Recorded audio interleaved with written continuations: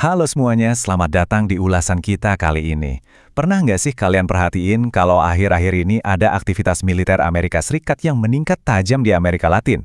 Nah, hari ini kita bakal bongkar habis-habisan alasan kompleks di baliknya. Ini bukan cuma soal tentara ya, tapi soal dinamika geopolitik global yang bergeraknya cepat banget. Kita bakal bahas datanya, sejarahnya, dan tentu aja apa yang sebenarnya terjadi di lapangan. Oke, biar gampang, ini peta jalan bahasan kita hari ini. Pertama, kembali ke hutan. Kedua, pergeseran strategi. Ketiga, sejarah di Panama. Keempat, mempertahankan terusan. Dan kelima, bersiap untuk masa depan. Bagian 1. Kembali ke hutan. Kita mulai cerita ini dari sebuah tempat yang spesifik banget, yaitu di tengah hutan hujan tropis Panama. Bayangin, setelah jeda panjang selama 25 tahun, tentara Amerika tiba-tiba balik lagi ke sana, berlatih langsung bahu-membahu sama militer Panama. Yang jadi pertanyaan besar di sini, dan mungkin kalian juga mikir hal yang sama, kenapa sekarang? Apa sih yang bikin militer Amerika tiba-tiba balik lagi ke lingkungan yang jujur aja benar-benar melelahkan dan menguras fisik ini? Buat apa mereka repot-repot masuk ke bawah tutupan kanopi hutan hujan yang luar biasa pekat itu? Gini, realitas latihan di hutan itu beneran nggak bisa dianggap remeh.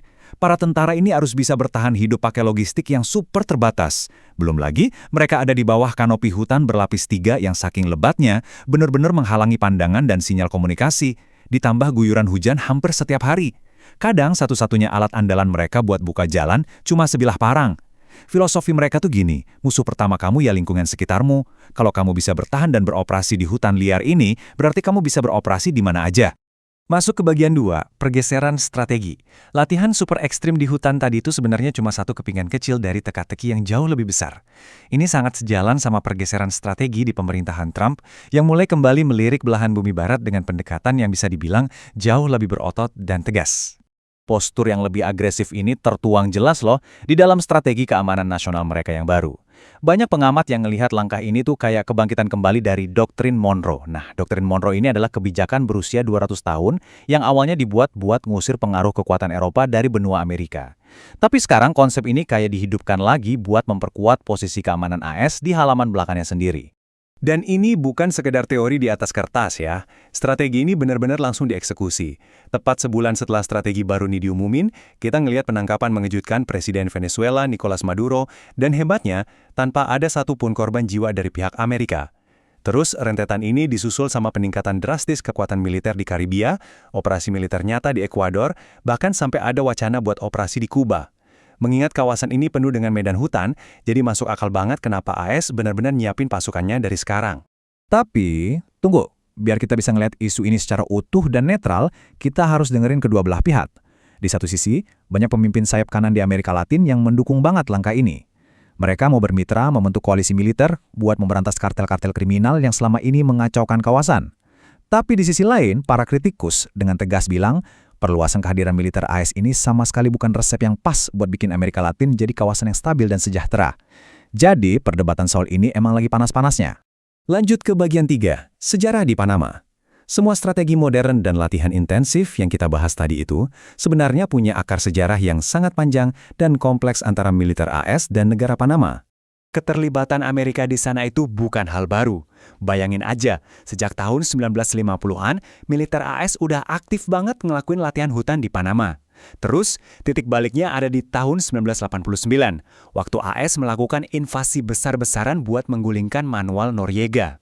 Lompat ke tahun 1999, AS akhirnya nyerahin pangkalan militer dan kendali penuh terusan Panama ke pemerintah lokal. Nah, ini yang memicu jeda militer selama 25 tahun tadi. Sampai akhirnya, tahun lalu, tiba-tiba diumumin kalau 3 pangkalan militer AS di sana bakal diaktifkan lagi. Benar-benar sejarah yang berulang kan? Keempat, mempertahankan terusan. Poin paling krusial di sini adalah memahami mesin utama di balik semua persiapan militer ini.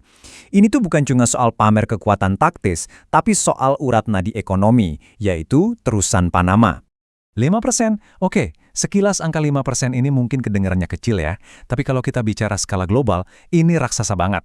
Jalur air yang super sempit di Amerika Tengah ini adalah aset yang luar biasa strategis, karena dia menangani 5% dari total seluruh volume perdagangan dunia. Gila kan? Nah, biar lebih kebayang kenapa ini vital banget buat Amerika, sekitar 75%, ya 3/4 dari semua kapal kargo yang lalu lalang di terusan itu, ternyata terkait langsung sama impor dan ekspor Amerika Serikat. Ini artinya, terusan Panama adalah pilar logistik utama yang benar-benar menopang fondasi ekonomi Amerika. Kalau jalur ini keganggu, efeknya bakal kemana-mana. Dan tentunya kamu nggak bisa punya ekonomi yang kuat tanpa adanya keamanan yang terjamin. Karena alasan itulah ada sebuah perjanjian netralitas yang cukup unik. Perjanjian ini secara spesifik mewajibkan hanya 2 negara di dunia yang harus melindungi terusan tersebut secara sepihak, yaitu Panama dan tentu saja Amerika Serikat. Aturan ini dibikin buat mastiin kalau jalur paling penting di dunia ini punya pelindung yang maksimal. Terakhir, bagian 5, bersiap untuk masa depan. Sekarang mari kita lihat ke depan, apa sih makna sebenarnya dari semua persiapan ini? Apalagi kalau kita ingat-ingat lagi komentar kontroversial dari Presiden Trump beberapa waktu lalu soal perlunya merebut kembali kendali atas terusan tersebut. Walaupun para pejabat militer udah bilang kalau nggak ada rencana serangan dalam waktu dekat, pesan dari latihan hutan ini jelas banget.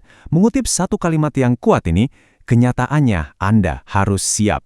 Militer Amerika Serikat lagi ngambil langkah yang sangat proaktif buat mastiin kalau mereka itu benar-benar siap 100% untuk menghadapi skenario apapun di benua Amerika.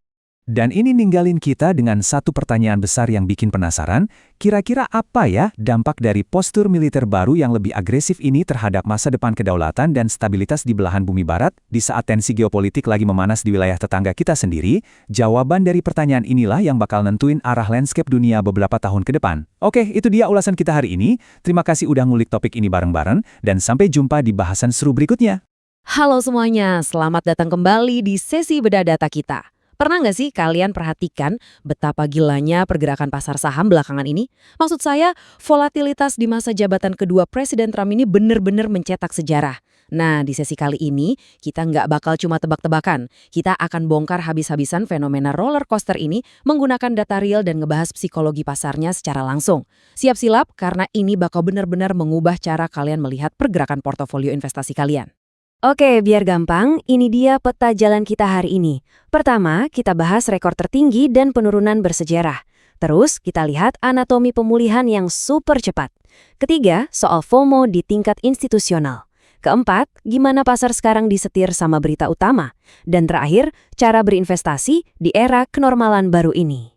Bagian pertama, rekor tertinggi dan penurunan bersejarah. Coba bayangkan angka ini. 53. Sejak hari pemilihan, pasar itu sudah memecahkan rekor tertinggi sepanjang masa sebanyak 53 kali. Gila kan? Di puncaknya, indeks S&P 500 itu meroket 13% cuma dalam 13 hari perdagangan saja. Kecepatan naiknya ini benar-benar di luar nalar. Suatu laju mendaki yang praktis belum pernah kita lihat lagi sejak puncaknya gelembung.com di bulan Maret tahun 2000 lalu. Tapi, tahan dulu. Biar kelihatan betapa ekstrimnya efek whiplash alias guncangan pasar ini, nggak lama setelah euforia tadi, indeks Dow tiba-tiba anjlok lebih dari 1.600 poin. Penurunan sedrastis ini langsung memberikan indeks S&P dan Nasdaq sesi terburuk mutlak mereka semenjak tahun 2020 lalu. Semuanya langsung terseret ke wilayah koreksi dalam sekejap. Kalau kita runut garis waktunya, perubahannya itu instan banget. Mulai dari rentetan rekor di hari pemilihan, lalu cuma dalam 2 bulan pertama, ketidakpastian soal kebijakan tarif langsung bikin pasar jatuh membentur wilayah koreksi dengan sangat cepat. Ini salah satu penurunan tercepat sejak Perang Dunia Kedua loh. Terus, belum juga sempat ambil nafas, kurang dari sebulan kemudian, pasar diguncang hebat lagi gara-gara pengumuman tarif yang sering disebut hari pembebasan, yang bikin pasar nyaris banget masuk ke area bear market. Masuk ke bagian kedua, anatomi pemulihan cepat. Nah, ini dia bagian yang krusial. Gimana sih caranya pasar bisa merangkak naik lagi secepat kilat dari kejatuhan yang curam tadi? Perbandingan waktunya benar-benar di luar dugaan. Secara historis, butuh waktu rata-rata 34 hari buat pasar untuk memantul balik dari sebuah penurunan. Tapi coba tebak, berapa lama pemulihan pasar baru-baru ini? Penurunan tajam 9,1% itu sukses dihapus bersih cuma dalam 16 hari kalender saja. Waktu pemulihannya kepangkas lebih dari separuh, dan sukses mengukir rekor sebagai pemulihan tercepat ke-9 sejak Perang Dunia Kedua. Terus, apa sih rahasianya pasar bisa sekuat ini buat lompat balik? Menurut para ahli strategi, ketahanan luar biasa ini ditopang oleh 3 hal utama. Pertama, ekspektasi pertumbuhan terhadap AI atau kecerdasan buatan yang memang lagi gila-gilaan. Kedua, kekuatan fundamental korporat yang masih terus solid. Dan yang ketiga, psikologi investor yang bertaruh pada antisipasi bahwa kebijakan pro-bisnis pemerintah pasti akan mengamankan dan mendorong laba perusahaan jauh lebih tinggi. Lanjut ke bagian ketiga, FOMO institusional.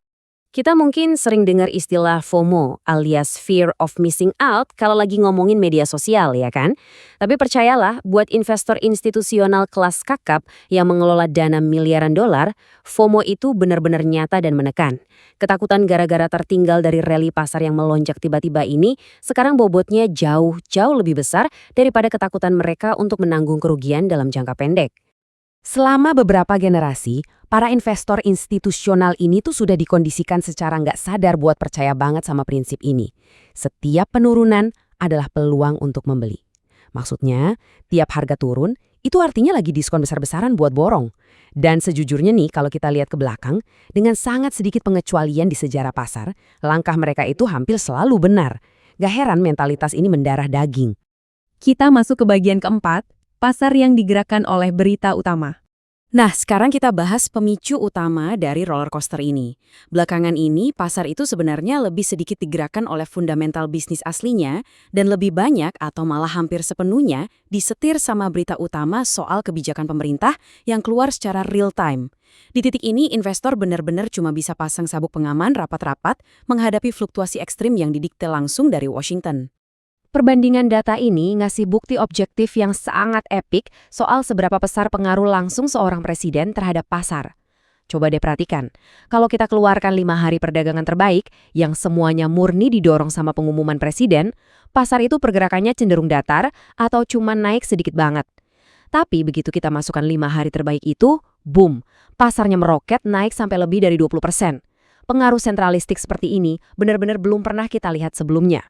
Hari perdagangan paling spektakuler di masa pemerintahan ini jadi contoh paling sempurna buat ngejelasin dinamika tadi. Bayangkan saja, pada 9 April 2025, indeks S&P 500 itu tiba-tiba meledak, melonjak lebih dari 9% cuma dalam 1 hari. Dan tebak karena apa? Cuma karena ada pengumuman penundaan tarif secara menyeluruh. Kekayaan yang luar biasa masif diciptakan cuma dalam 1 sore singkat, murni berbekal 1 pergeseran kebijakan. Terakhir, bagian kelima, berinvestasi di era kenormalan baru. Menurut para pakar kawakan di Wall Street, petuah jangan melawan gedung putih ini sekarang praktis jadi satu-satunya strategi yang benar-benar wajib kalian ikuti. Kenapa? Karena kalau kalian nekat menentang arus atau bertaruh melawan momentum dari pengumuman kebijakan yang keluar bertubi-tubi ini, kalian kemungkinan besar nggak bakal dapat cuan sama sekali. Gaya komunikasi yang super cepat ala tembakan senapan mesin ini secara fundamental sudah mengubah aturan main selamanya. Kita sekarang melihat adanya demokratisasi komunikasi real time, di mana pasar memiliki obsesi dan fiksasi yang luar biasa tinggi pada berita harian dari Gedung Putih.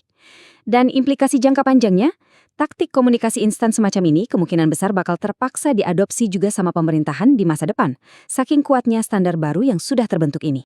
Karena obsesi pasar terhadap headline politik harian ini pastinya nggak bakal hilang dalam waktu dekat. Ini membawa kita ke satu pertanyaan yang paling penting. Apakah kalian sudah siap menavigasi lanskap investasi di mana volatilitas permanen ini adalah kenormalan baru kita? Gimana kalian bakal mengadaptasi strategi kalian untuk nggak cuma bertahan, tapi juga meraup untung dari roller coaster yang permanen ini? Coba pikirkan baik-baik. Terima kasih sudah ikut bergabung di sesi bedah data kita hari ini, dan sampai jumpa di analisis berikutnya.